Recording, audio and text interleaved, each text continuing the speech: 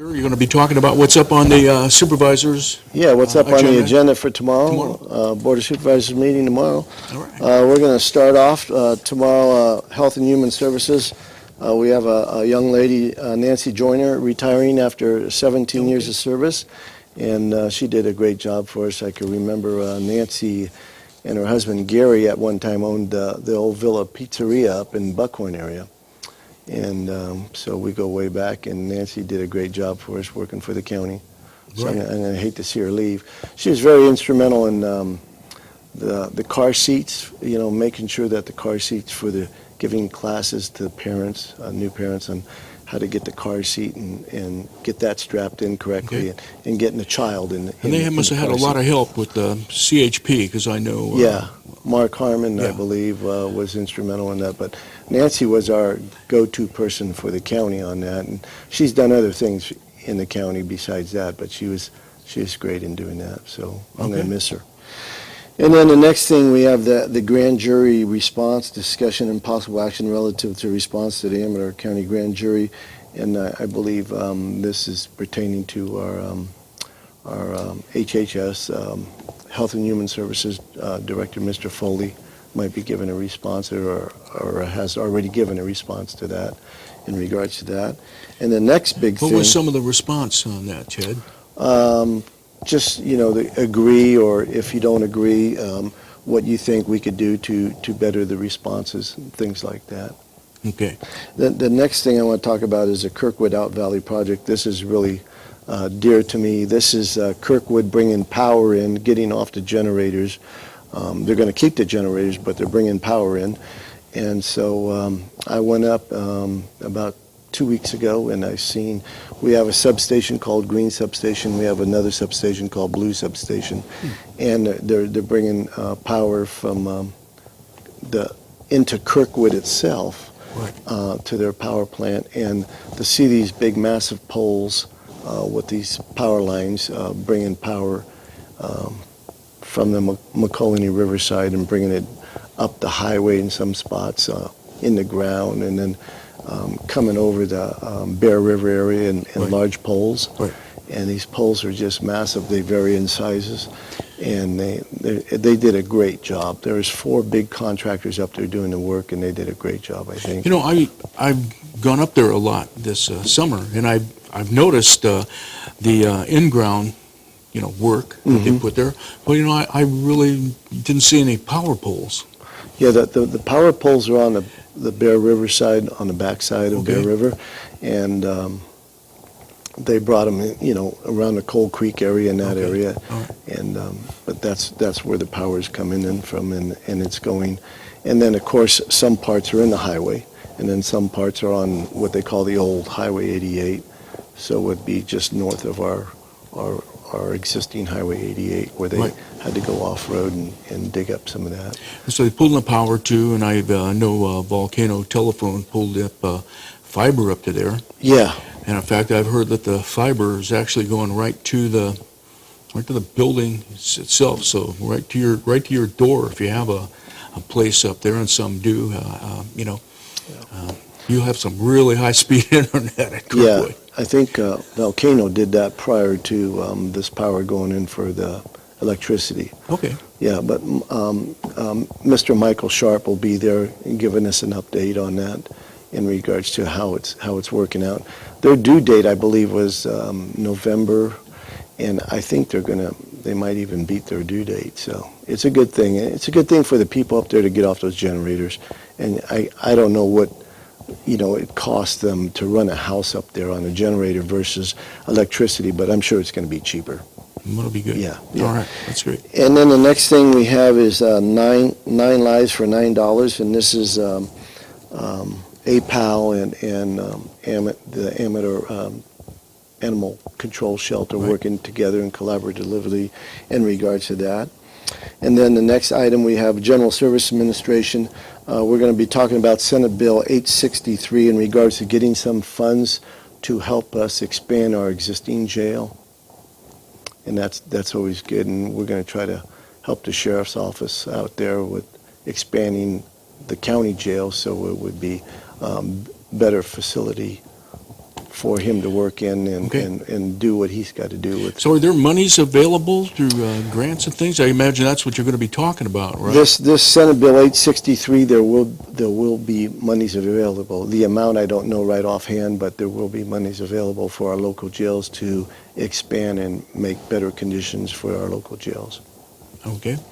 And then the next thing is we have an emergency medical services discussion and possible action in regards to EMS service contract. That's with Mountain Valley Emergency Medical and Emergency Medical Services, and that would be with American Legion Ambulance and the Emergency Medical Services, and getting in their contract all taken care of with the County Board of Supervisors, the EMS services, and American Legion Post 108, the ambulance service. American Legion Ambulance, I'm sorry, not the Post 108. Right. But with that, so the contract's there, and there'll be discussion in regards to that. Okay. And one other thing, getting back to that, so I don't know if you know that with the help of Supervisor Plaz and Supervisor Bertano, who sit on Emergency Medical Services, we are now able to get a card. We're going to try to get one card, one ambulance card. It'll take care of American Legion Ambulance. It'll take care of REACH, which is a helicopter, PHI, which is a helicopter, and also CalStar, which is a helicopter. So we're going to have those three and our American Legion Ambulance on one card, and I think the fee will be around $190, and it's going to be a year. So if you purchase that card, you'll be able to have those three helicopters and the American Legion Ambulance pick you up and take you to wherever you have to go in case of emergency. So that's a good thing. That's a good thing. Yeah, I know I've had the ambulance ticket since I can remember, and that's good because it's for your whole family. So I imagine for that monies at that cost will be for your entire family as well. Mm-hmm. Mm-hmm. And if you ever need it, that's going to pay itself. Pay for itself really easily. I've needed one-time use. Yeah, I needed it once, and believe me, it helps. It helps to have that service. Okay, because some plans, they don't cover all of the various rides or whatever that you could get to and from. Correct. And it's not, the ride I had wasn't even a window seat. You were on your back. I was strapped in. Think of it, I made one like that myself too from the fairgrounds. The day that steer decided to jump on it over the fence there. Anyway, so we both have experience in regards to that.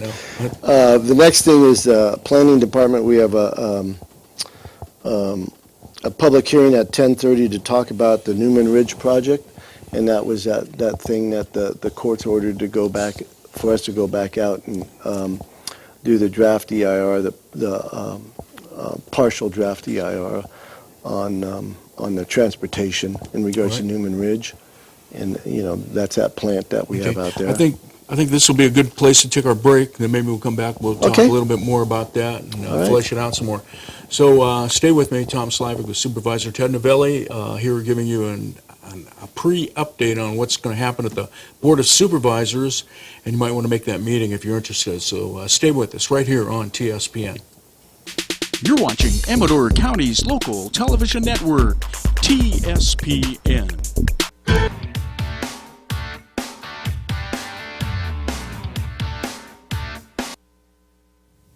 Hi, everyone, and welcome back. Okay, Ted, what were we talking about when we left? And we want to talk about some more. We were talking about the public review and comment on the partially recirculated draft EIR, environmental report, for the Newman Ridge project, which is a quarry down in the Ione area. And that's what we were talking about. So the court ordered us to go back and look at our traffic situation in regards to that, and so the county had to do that, and the planning department did that. So that's back in. So is that project then possibly going to move forward? Well, there's a possibility of it. What we and believe it or not, I'm receiving many emails and some phone calls in regards to this.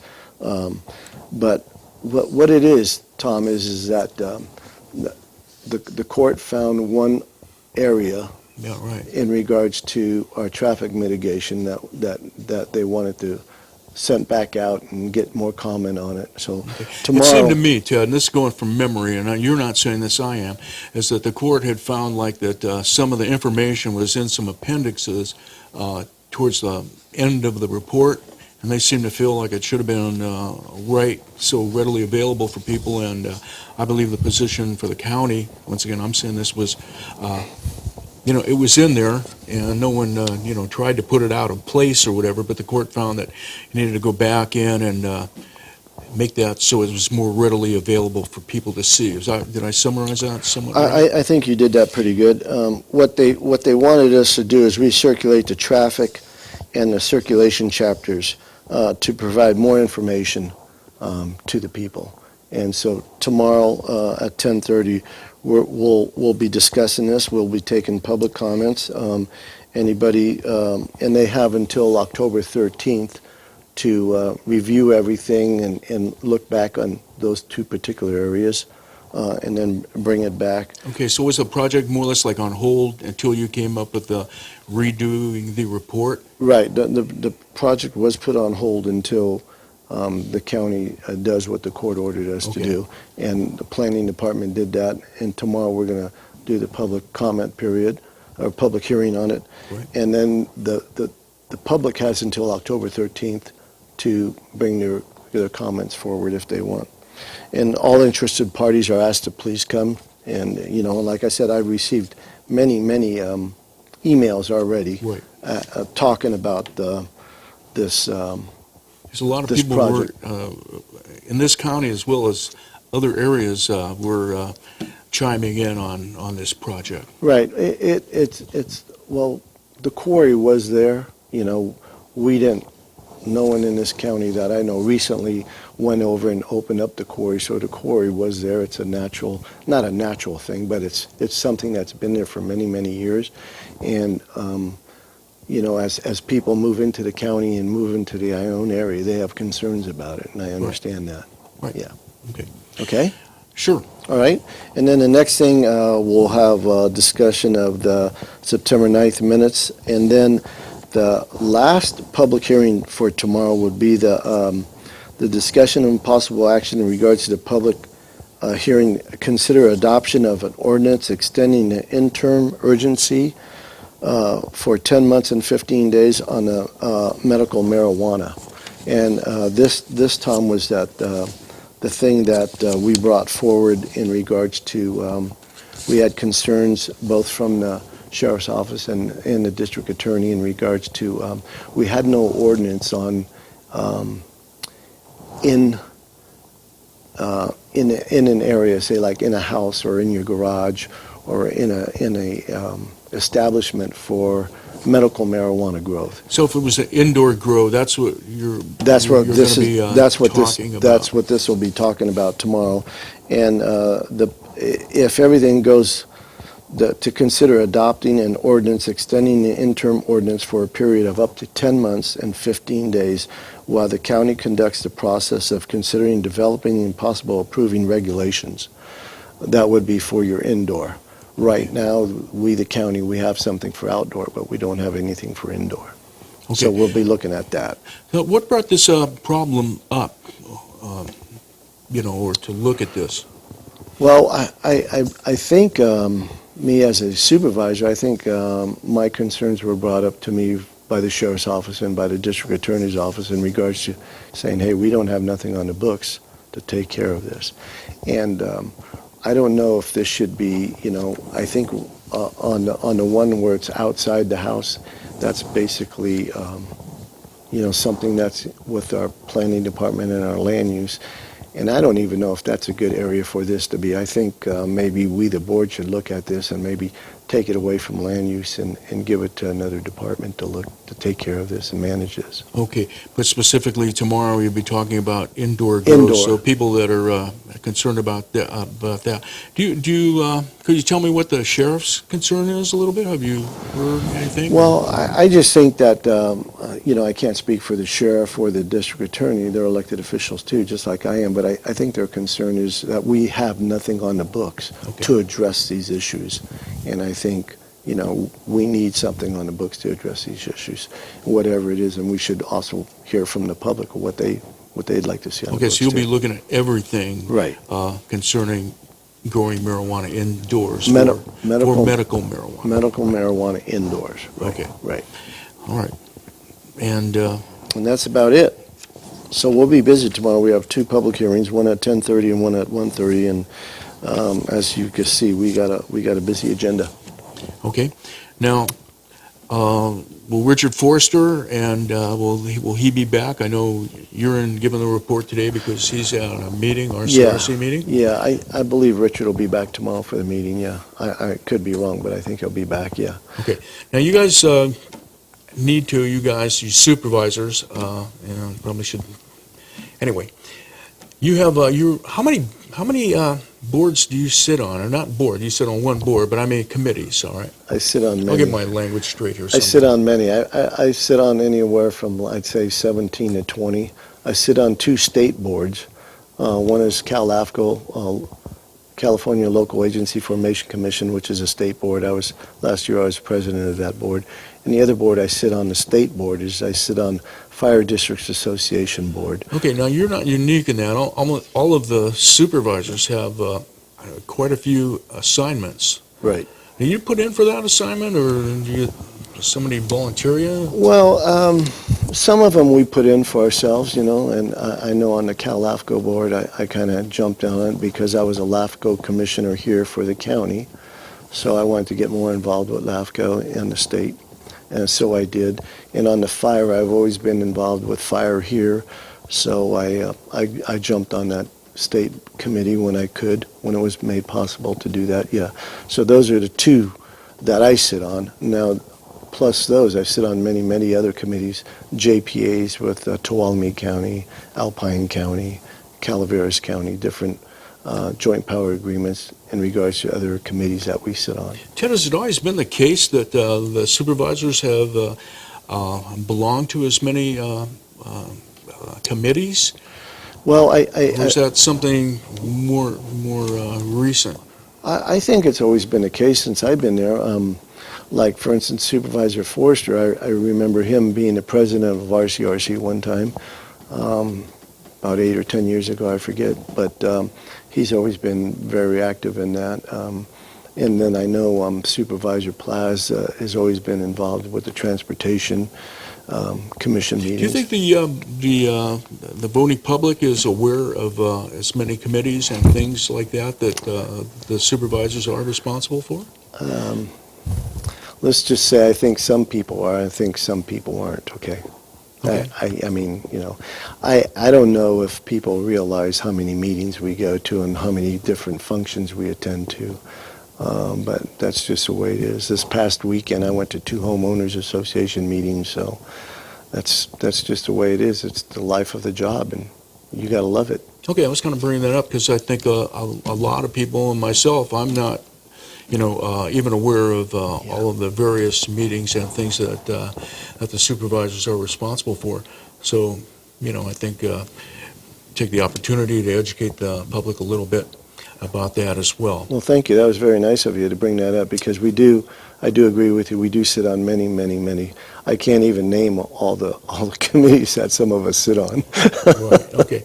And once again, I want to give you a plug. Thanks for giving the report. And, Thank you. As you can hear, there's a lot of interesting things that are going to be on the board's agenda tomorrow. And if you're interested and can't make it, I know a lot of times I listen to, if you go to their website, you can you follow the links and get along. You stream out the audio, and it's a really nice way of being able to stay up to speed on what they're saying on the various people, and also, like you say, the public hearings.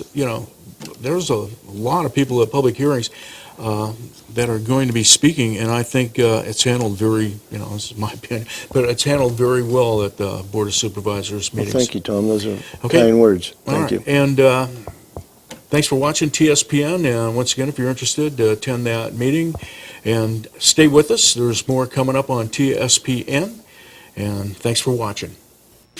You're watching Amador County's local television network, TSPN.